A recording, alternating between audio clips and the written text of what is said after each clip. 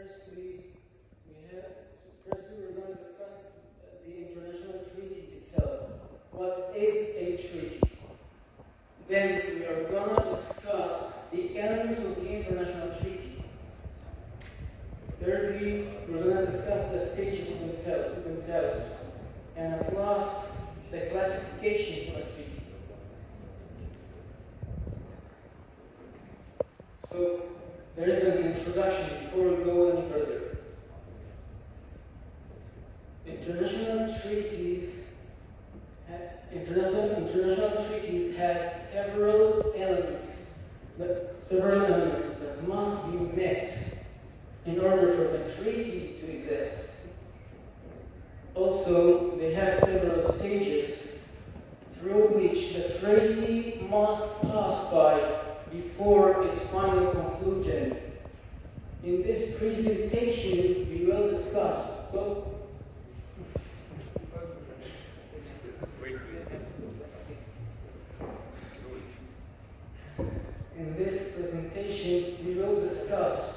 of the elements and stages of preparation of international treaties. So firstly, as I was saying, what is a treaty?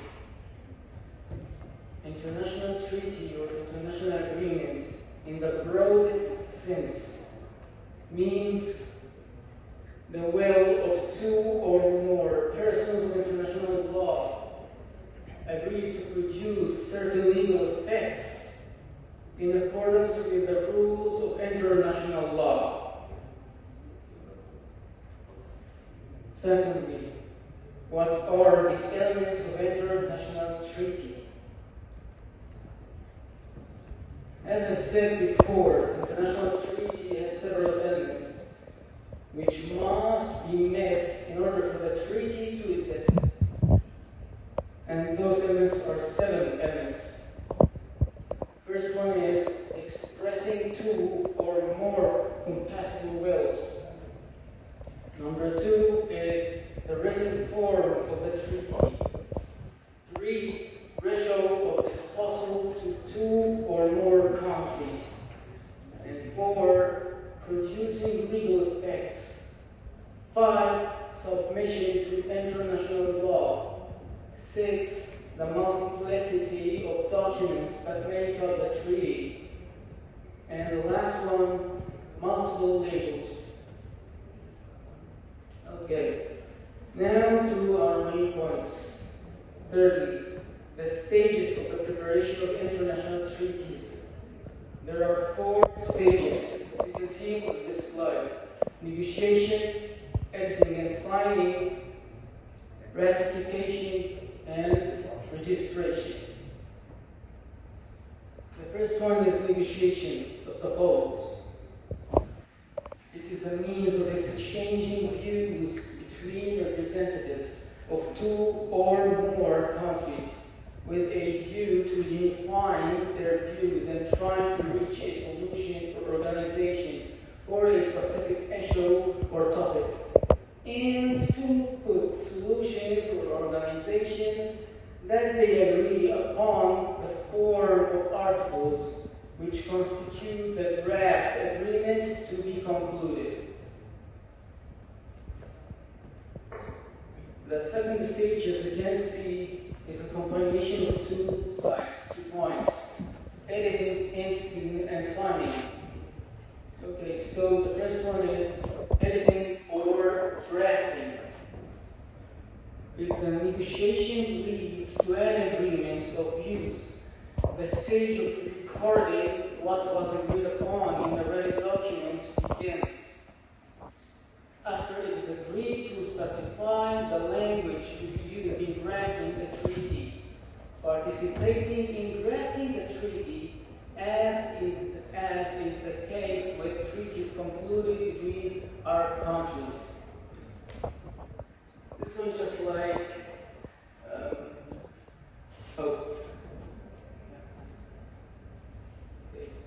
So, if the negotiating countries speak different language, what do you think would happen if the negotiating countries speak different languages? Well, in this case, three methods has got to be used. The first one is the treaty is written in one language chosen by the negotiating countries.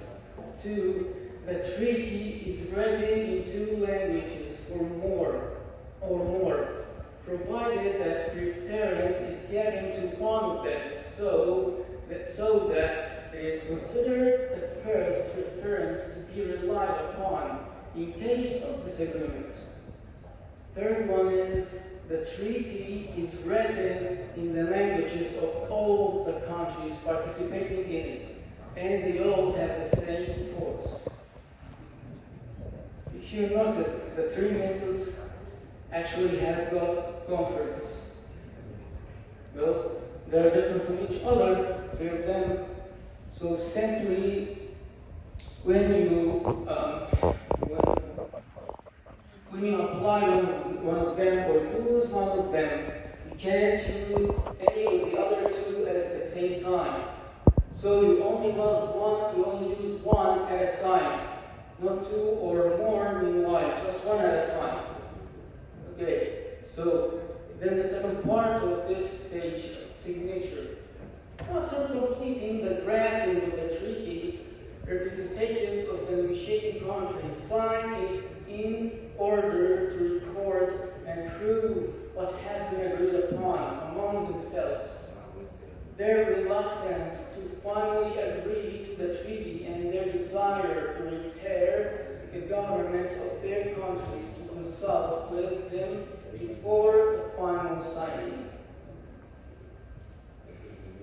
Just like in a convention. So what did the Vienna Convention do? The Vienna Convention has codified this method of signing and the effects that may result from it. It decided in the second paragraph of Article 12 a couple of things. First one is signing the initials of the text of a treaty is considered a form of signing the treaty. If it is proven that the negotiating countries have agreed to that. The second one is the signature, provided that a treaty is referred to the state by the representative of the state, is considered a full signature if the state permits it after that. From here, my turn is done, and it's now my friend's turn to explain this one, the third stage ratification.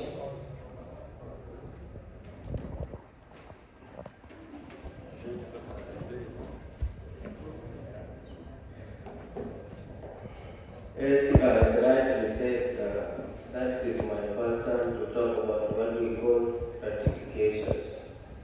What are ratifications, and what does ratification do to the signing or preparation of text of treaties according to international law? Ratification is a procedure that is intended to obtain the approval of the competent authorities within states for the treaties that has been signed.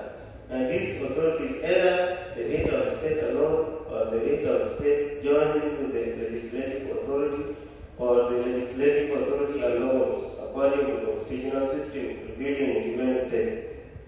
We know we have different kind of states which are part of the international treaties, but they govern a different constitutional system. So it is up to the state to prevail or to appeal to the international treaties based on what constitution they are using. So it depends whether you are a federal state or a neutral state, you apply the international treaties based on the constitutional system that you have. Or only, again in ratifications, ratification is also necessary procedures if the treaty is stipulated or it is established in another way that the negotiating countries are agreed on the requirement of ratification, or the representatives of the state are signed the treaties with reservation to the condition of ratification. Being part of international treaties, you don't conclude it, but you reserve yourself for the further ratification, because the final signing of international treaties is done after ratification, because ratification means revising the treaties that you have signed. Either they might go with your legal system or not. So for you to be part of international treaties, you have to go back and find cross-check before you make a final conclusion, right? Also, in ratifications, the internal constitution of each state determines the authority competent to ratify treaties. The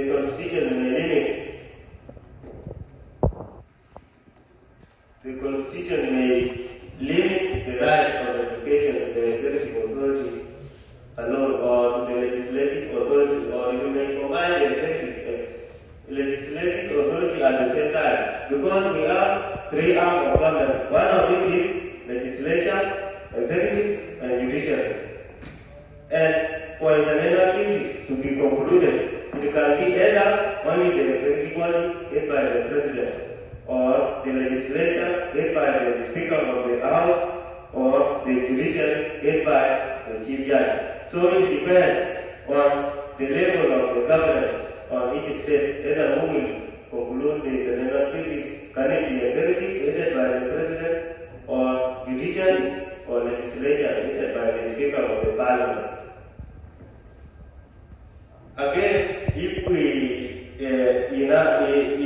according to international treaties, there is what they call registrations. And registration, you will find it in Article 18 of the Convention of Leagues of Nations, stated that every international treaty or agreement concluded with members of the Leagues of Nations must be registered with the League's Secretariat and announced at the earliest possible opportunity. Such treaties and international agreements are not binding until after this registration. International treaties cannot bind on the states who have not fully registered. If you have not registered, there is nothing like binding rules on you, unless you are fully being confirmed as a full registered member of international treaties. This is what we mean by registration. And the motive for including the text in the Convention of Leagues of Nations was the elimination of secret agreement, especially secret military agreement that pose a threat to the world peace. There are some legal agreements that may threaten the living or the sustainable peace of the world. For example, a sovereign nation may conspire against one of the weak nations. For example, the members of UN Security Council may conspire and say we are going to put army embargo on Egyptian government, or which it has not been allowed. It has to be agreed by all the members of international IOUs. For example, let's say UN Security Council, they have 5 permanent members, and these 5 permanent members, when they want, we were included in elimination of secret agreement. They cannot conspire against any other member unless it is been agreed by all the members. We said in his explanation, he told you before that we have what we call classifications of treaties. And this classification has been classified into 3 categories. One of them is in terms of nature. The legal treaties and construction treaties, these are of nature. Then secondly, bilateral treaties and collective treaties. The term of number of states, it depends whether on bilateral or collective. Bilateral treaties, we know what are bilateral. These are agreements which brought the two together. It is agreed between the two. You cannot make things alone and you say it is bilateral. No. Things that you agree by yourself is called unilateral according to our source of obligation, right? So when you agree, two of you, it is called bilateral. Then in terms of conclusion, procedures or the core, there is long-term treaties, abbreviated treaties, and ordained treaties. That is, there are certain ceremonies and stages. Before I concluded, we have sources where we get this. Above all, 2 of them, you go and click those sources to get more information on what we have discussed, including the book of Dr. Atem, the one we are using here. we also use it as one of